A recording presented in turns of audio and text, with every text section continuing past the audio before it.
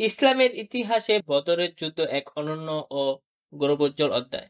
৬৩৪ খ্রিস্টাব্দে হিজরি দ্বিতীয় বর্ষ মক্কায় কুরাইশ ও মদিনার মুসলমানদের মধ্যে সংঘটিত এই যুদ্ধ ইসলামের বিজয়ের পথ উন্মুক্ত করেছিল। এটি ছিল প্রথম যুদ্ধ যেখানে মুসলমানরা কাফিরদের বিরুদ্ধে সম্মুখ সমরে জয়লাভ করেছিল।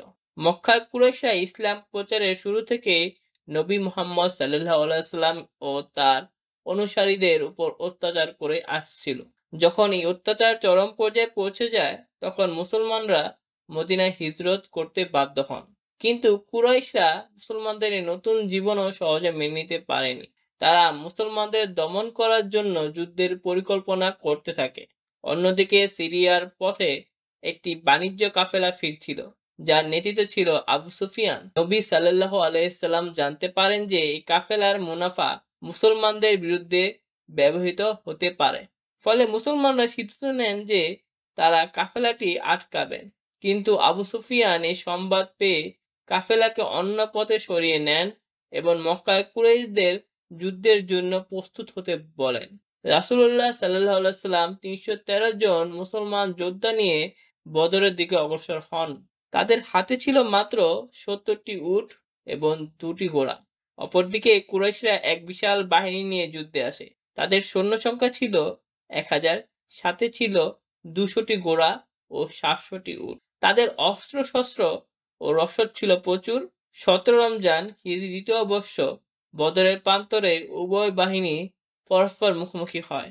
যুদ্ধের প্রথা অনুযায়ী প্রথমে একক দ্বন্দ্বযুদ্ধ শুরু হয়।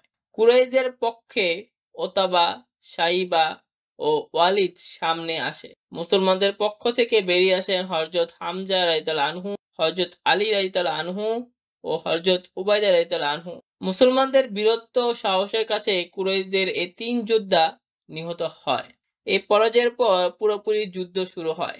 রাসূলুল্লাহ সাল্লাল্লাহু আলাইহি সাল্লাম আল্লাহর কাছে দোয়া করতে থাকেন, হে আল্লাহ, যদি আজ এই ছোট্ট দলটি পরাজিত হয় তাহলে এই পৃথিবীতে তোমার নাম নেওয়ার কেউ থাকবে না। আল্লাহ মুসলমানদের জন্য সাহায্য পাঠান। ফেরেশতারা এসে মুসলমানদের পক্ষ থেকে যুদ্ধ করেন। একসময় দেখা যায় কুরাইশ বাহিনী ছত্রভঙ্গ হয়ে পালাতে শুরু করেছে। মুসলমানরা তাদের তীর আক্রমণে পরাস্ত করে। আবু জাহল সহ কুরাইশদের প্রধান নেতারা এই যুদ্ধে নিহত হয়। এই যুদ্ধে মুসলমানদের ১৪ জন শহীদ হন আর কুরাইশদের ৭০ জন নিহত হয় ও ৭০ জন বন্দী হয়। এটি ছিল ইসলামের প্রথম বিজয়, যা মুসলমানদের আত্মবিশ্বাস বাড়িয়ে তোলে। বন্দীদের সাথে মহানবী সাল্লাল্লাহু আলাইহি সাল্লাম দয়ালু আচরণ করেন এবং অনেককে শিক্ষা গ্রহণের বিনিময়ে মুক্তি সুযোগ দেন। বদরের যুদ্ধ প্রমাণ করে যে সংখ্যা বা অস্ত্র-শস্ত্র নয়, বরং ঈমান ও দৃঢ়তাই প্রকৃত বিজয়ের চাবিকাঠি।